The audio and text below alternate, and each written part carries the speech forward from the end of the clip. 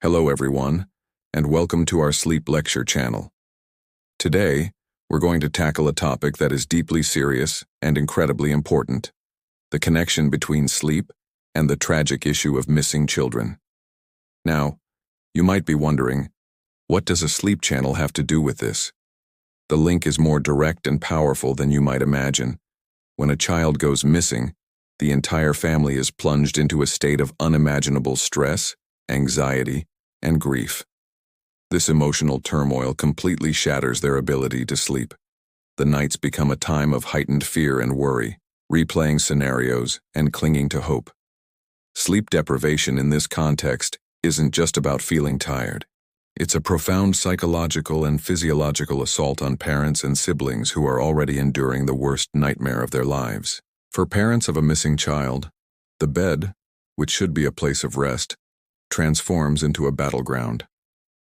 Their minds race, filled with endless what-ifs and a desperate yearning for answers. Every sound, every shadow can trigger a jolt of false hope or a wave of despair. This state of hypervigilance and instinctive response to a threat makes deep, restorative sleep virtually impossible. They might experience severe insomnia, waking up frequently, or having vivid, distressing nightmares when they do manage to drift off. The lack of sleep compounds their emotional suffering, making it harder to think clearly, regulate emotions, and maintain the physical strength needed to navigate the grueling process of searching and advocating for their child. It's a vicious cycle. The trauma prevents sleep, and the lack of sleep exacerbates the trauma. This isn't just an emotional problem, it's a serious health crisis. Chronic sleep deprivation weakens the immune system, increases the risk of cardiovascular problems, and can lead to severe depression and anxiety disorders. For the families of missing children, who need every ounce of their strength, this is a devastating secondary crisis. They have to deal with law enforcement, manage media attention, organize search parties, and simply try to get through each day. Doing all of this while in a state of extreme sleep deficit is like trying to run a marathon with a high fever. Their cognitive functions are impaired, affecting memory, decision-making, and their ability to process complex information, all of which are crucial during such a critical time. It's not just the parents who suffer. The siblings of a missing child are often called the forgotten mourners. They experience a unique and complex mix of fear, guilt, and confusion.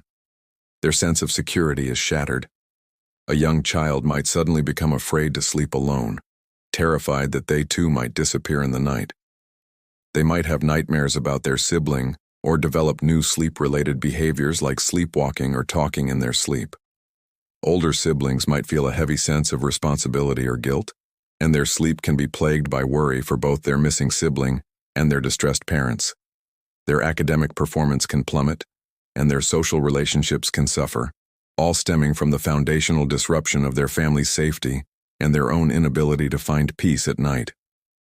The home environment, once a sanctuary, is now filled with an undercurrent of constant tension and sorrow, making restful sleep a distant memory for everyone.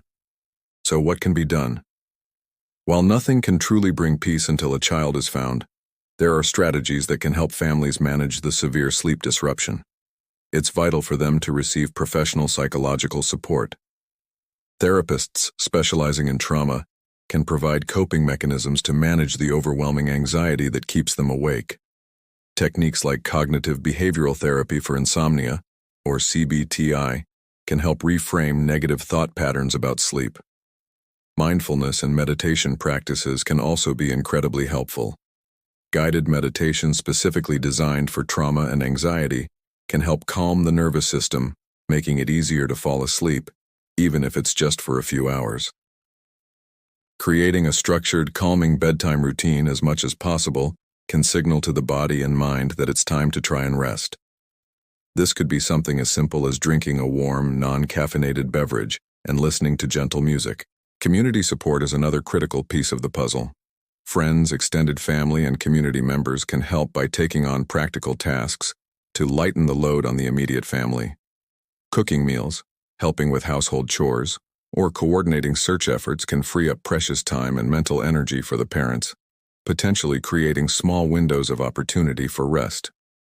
Offering to stay with the parents during the night can provide a sense of security, possibly allowing them to relax enough to sleep.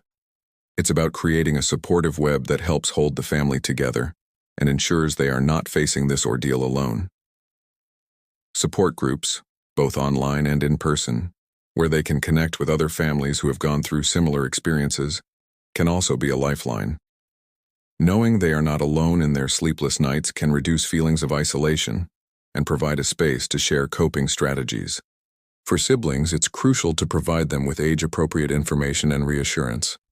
They need to know that their feelings are valid and that it's okay to be scared or sad. Maintaining routines as much as possible provides a sense of normalcy and stability in a chaotic world. A consistent bedtime, a familiar story, or just quiet time with a trusted adult can be immensely comforting. Child psychologists or school counselors can offer specialized support to help them process their complex emotions. Encouraging them to express their feelings through drawing, writing, or talking can prevent them from bottling up their anxiety, which often manifests as sleep problems. Ensuring the siblings feel seen, heard, and protected is paramount to helping them navigate the trauma. Now let's talk about what we as a wider society can do. The most important action is to stay vigilant. Pay attention to Amber Alerts. Share information about missing children on social media. If you see something, say something. Every share, every conversation could be the one that brings a child home and ends a family's sleepless nightmare. Supporting organizations dedicated to finding missing children is also crucial. These organizations not only aid in search efforts but also provide vital resources and support to families, including access to mental health services. By donating or volunteering, you are directly contributing to the well-being of these families during their darkest hours. Educating ourselves and our communities about child safety is a proactive step we can all take. Teaching children about safety, creating family safety plans, and fostering open communication within our own families can help prevent these tragedies from happening in the first place. When we work to create safer communities, we are indirectly supporting the peace of mind of all parents. The fear of a child going missing is a universal one, and by strengthening our community safety nets, we help alleviate that background anxiety for everyone. It's a collective responsibility to protect our children and support those who are suffering.